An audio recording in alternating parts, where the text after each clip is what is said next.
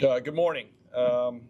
Standing in for the mayor today. Couple of things, and then I will answer any questions that I'm able to answer, or find the person that can answer them.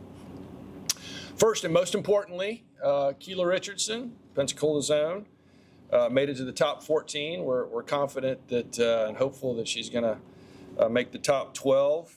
If you may recall that she and her son Drew and a couple of her other family members visited City Hall during a break in the filming a month or two ago, and that was a wonderful visit. So we couldn't be more happy and proud to have her and her family representing Pensacola and that extraordinary talent that she had. And we're hopeful and confident that she's got a chance to take it all. We wish her all the best.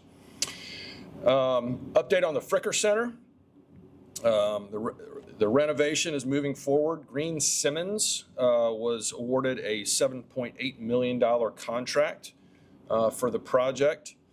And it's funded by a couple of different sources. The Multi-Purpose Community Facility, or as we like to use acronyms around here, the MPCF grant, a CDBG DR, which is a Community Development Block Grant Disaster Recovery, and also some local option sales tax funds. Programs will continue in the gymnasium through the end of the school year, and then programming will cease until construction is complete. The center will reopen for services in June 2027. Families who currently use Fricker for after-school care are being surveyed to help staff plan after-school programming and transportation for the 26-27 school year while the center is under renovation. Woodland Heights and Cobb Center are alternate sites for after-school and summer camp programs.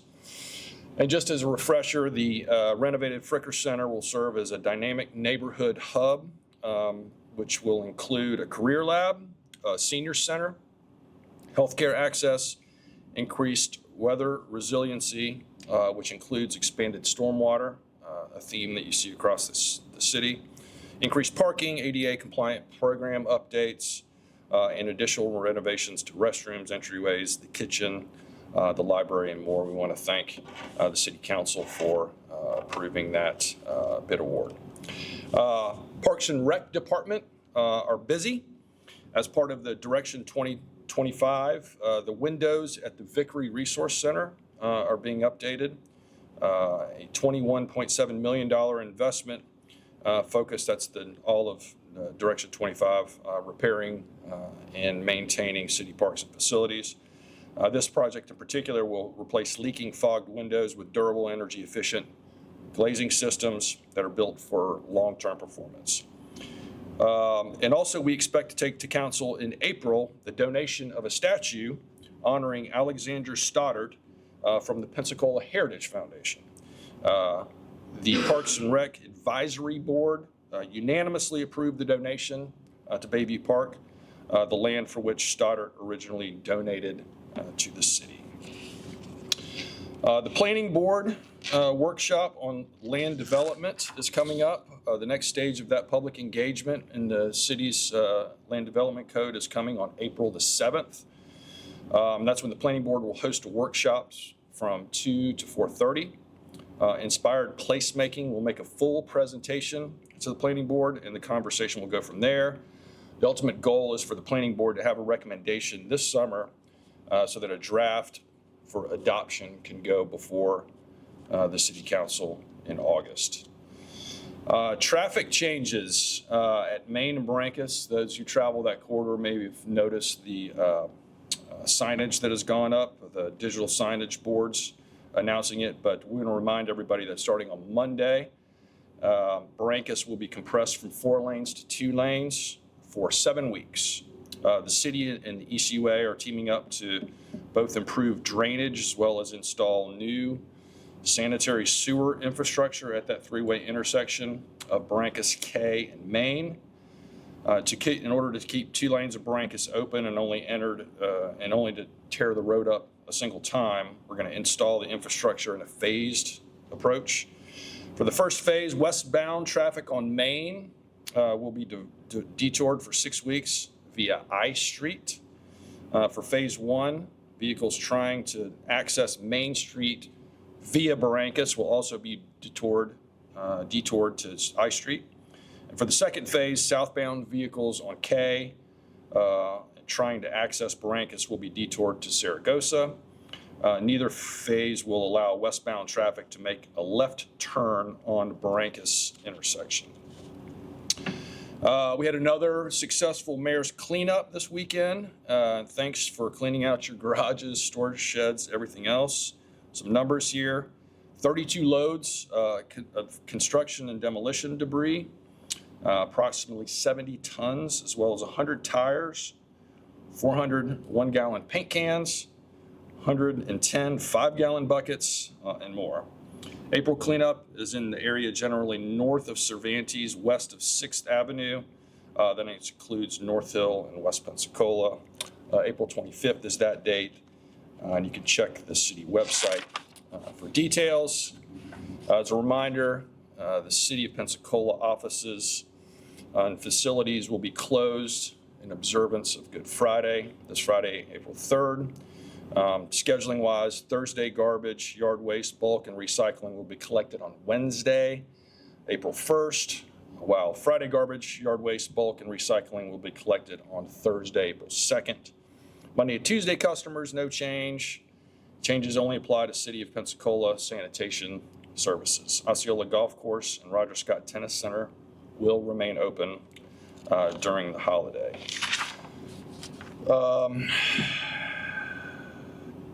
Acknowledgement that this is Chief Brown's final week as a member of the Pensacola Police Department.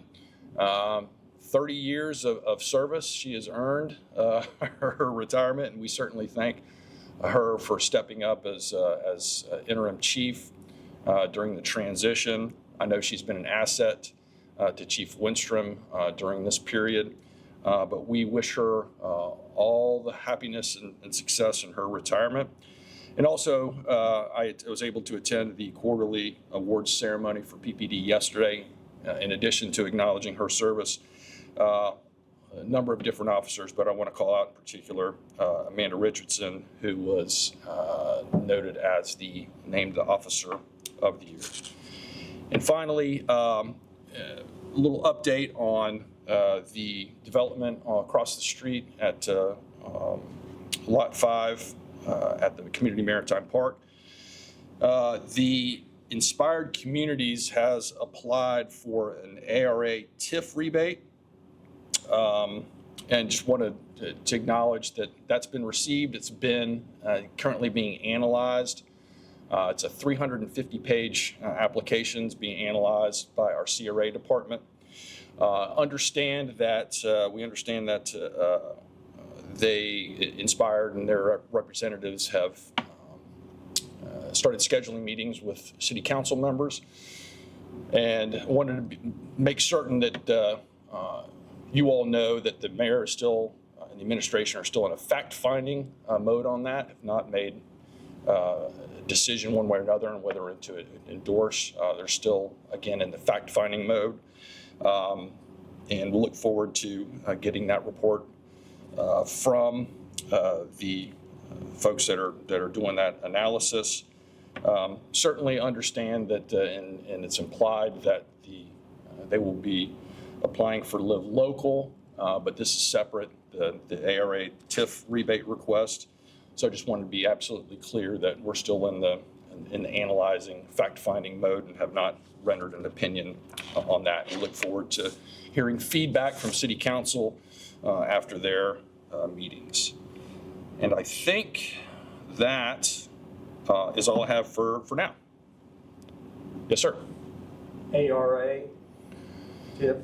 Yes. What is ARA? I'm not sure what the ARA and the acronym is, but it's the method by which you can ask for a TIF rebate within the CRA.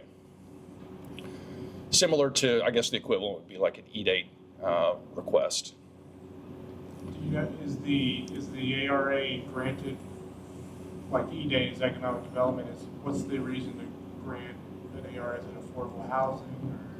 Or It's for development. I can turn you over to the experts on that. But basically, it's a rebate and incentive, if you will, but it's separate and apart from the Live Local, and it specifically applies through the CRA to the TIF money. Again, it's a lengthy application that was received by our CRA. They're in the midst of analyzing that. Has there been any communication from Inspired with this slow down there, start of construction later this year on that project at all? No indication that would have it slow down. We have not. As far as we're concerned, we're still under the understanding that construction is going to begin this fall. On the 6 lots at the Legacy campus. Yes, sir. One has been designated for community health. What's the process for that? Because we talked to community health. They don't have a deal yet. I mean, I know that the CEO spoke at the workshop, but It's on the agenda for the next council meeting. okay. And it's a series. One would be declaring it surplus. One would be actually there's a procedural thing. We have to pull it out of the CRA in order to be able to do the donation. And then the final piece of that would be the agreement between community health. And I think that's the piece, according to I think our legal department yesterday. There's I think one item that there's still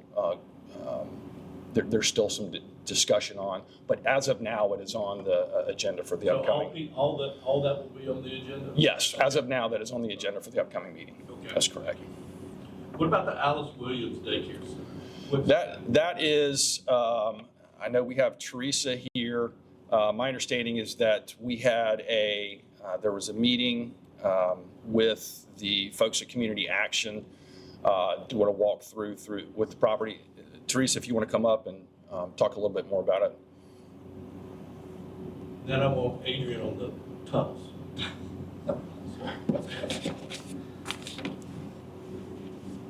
Yes, sir. So we were able to meet with the Community Action Program committee yesterday just to start to discuss the maintenance lease terms and to also do a site visit. So that's where we are currently, is just to have those type of discussions, work with CRA to start to develop those lease terms. We're bringing those also to legal and start to develop those for approval, and then also on the CRA update, and then developing 2 other items for city council agenda. So it'll be community action that will do the child care? They were the ones that were selected by committee, but that'll have to go through CRA update and then also be on there for city council approval. Yes, sir. All right, thank you. Yes, sir.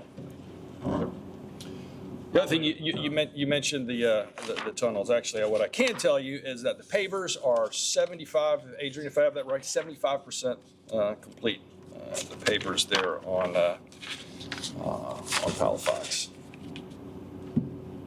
Yes. We have a good timeline of when the whole project is going to be done? May 24th. Still be, May 24th. you're not going to finish early? Hey, under promise and over deliver. So May 24th. Palafox, yes. Yes, that's what you were asking about specifically, Palafox, yes. Thank you, in the back. Yes, ma'am. I'm going to apologize for a couple of questions.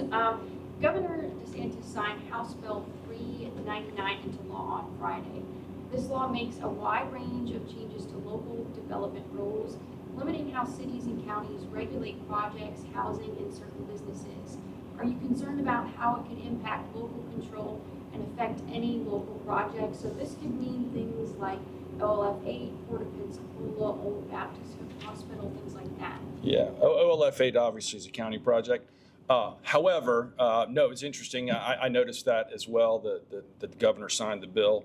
And all I would say at this point is we're, I'm sure like other local governments around the state, are analyzing what, if any, impacts this is going to have. So it's too early for us to render an opinion on what impact, if any, it's going to have And I wouldn't speak for the mayor on his opinion on the bill. It's been signed into law regardless. So we'll analyze those potential impacts and adjust accordingly, as we always do. Okay, thank you. And then, as the legislature looks at a likely special session, some political analysts say it's time for Florida to have a full-time legislature. Do you see any benefits or downsides to the state making that change? I would leave I hate to speak for the mayor on that. I just saw that for the first time, and I know there's sort of a wide range. You've got legislatures, some legislatures across the country meet constantly. Others meet only every other year, and then most people, I think, fall in between where you have sessions. I don't necessarily have an opinion on that, and be interested in the basis for that. But interesting proposal. It's kind of the first time I've heard about them talking about that here in the state of Florida. I know other states, particularly those that only meet once every other year, have looked at changing that in the past. Has there been any other discussions with FDOT regarding like the deadly intersection at the foot of the 3 Mile Bridge? Yes, in fact, there has, and I know Rick, you wrote about that.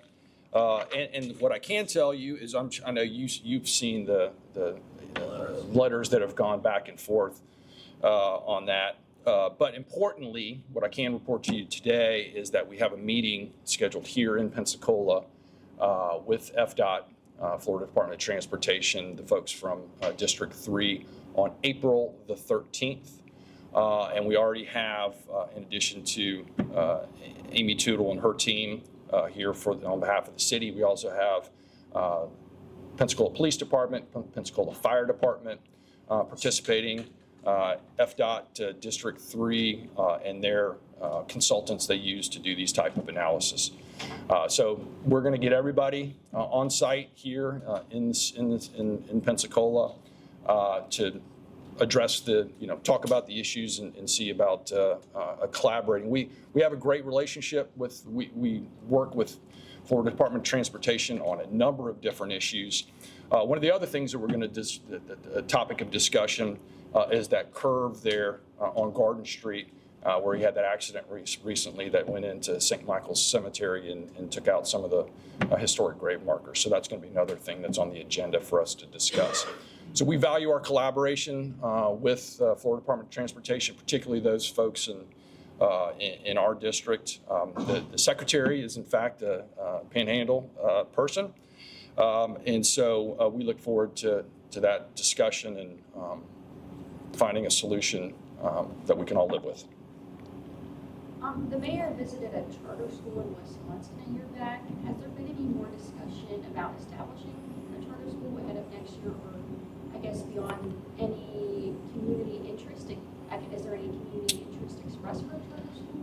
So I don't know. I don't have anything to report on that, other than to say that the mayor values education and understands that the education system here in the city and the county is an important driver of people that move here, companies that look to relocate here. So it's of utmost importance to us. And obviously you've got the school board and the school system that run the public schools here. But it's a priority for the mayor. Anything that we can do to help raise that level. But I don't have anything specifically on that. Okay, there's been discussion a lot about red light cameras. Some communities are shutting them down in Florida due to recent ruling in South Florida. Has there been any city hall discussions about the issue and the ramifications of that? No, I mean, other than obviously our legal department has taken note of that. But no changes that I'm aware of that are imminent. I think it's probably just kind of monitoring the situation. Okay. And then Councilman Barr has raised the idea of the city investigating its own license plate readers that they run and control the data on. Do you think that is a viable option after the block contract ends, as citizens seem to have concerns about the company? So if you're talking about, you're talking about Flock? Yeah. Yeah, I heard that as well. I was at the meeting. I don't know the viability of doing your own. I would have to defer both, most importantly to the police chief, because this is a public safety issue. And certainly the mayor is going to put great credence into his police chief's view on license plate readers and other technology. But also just, obviously this would be something that would involve multiple, if you're looking at standing up your own system. I honestly have no idea about what the viability of that is, but I don't know that there's been any conversations like that that have begun here in City Hall. You're going to accept the statute, maybe. What about the Chappie James? Do you have any update on the Chappie James? Oh, you're talking about at the? Plaza? Actually, we've got a meeting. We've got a meeting scheduled. I think it's next week. With is that right, Amy? Next week. So that's the update I have. All right, thank you. Yes, sir. Where do you think stands on the fishing pier replacement? The fishing pier is a county project, and that's ongoing. Obviously, we own Wayside Park, and I think we've delayed any of our activities there until after that project. So I would have to defer to the county for an update on the fishing pier. I just have one more question. On the EV charging stations, there's 4 in the Pensacola city limits, but all are on Barton Street. Is the city offering any incentives to them being established in any other areas of the city? None that I'm aware of. It doesn't mean that we're not, but just I don't have any insight on that right now. Thank you. Yeah. Last week at the city council meeting, Councilman Wiggins said that he'll be bringing something forward. He's working with the mayor on a master plan for the redevelopment of Baptist Hospital. Do you have any insight onto that, what that would look like at this point? Not at this point. I know. I mean, I was part of that discussion. I heard that discussion as well. I know, obviously, Councilman Wiggins. That's his district. He's very invested in that. In that project, and I know there's been some discussion about a way forward since the last proposal was put on pause. So other than to say that I know that there's some ongoing interest in that, I'm not aware of a specific recommendation or proposal that's being put forward, other than to say that understanding Councilman Wiggins is interested in bringing something forward. And it looks like the CRA agenda came out before the press conference. I have a couple questions from that. There's an item on there about the funding, putting $95,000 towards Alkanese street improvements. Do you know what that would be for exactly? And it's coming from the Palafox Felton project, and I'm curious if that project was finished or not. I would have to defer on. I have to get you some more information on that. But I think that project is completed. I think there was $150,000, and then this is the balance that was unused.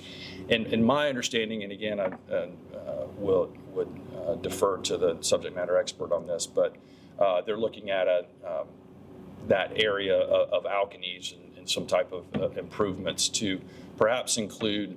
I know there's been some discussion over the years about a crosswalk there at Institute for Human and Machine Cognition, in addition to additional improvements along that Alkanese corridor. Well, would that have anything to do with like the Bay Center improvements at all, or? I don't know that there's a link there, but I just don't have any knowledge of that.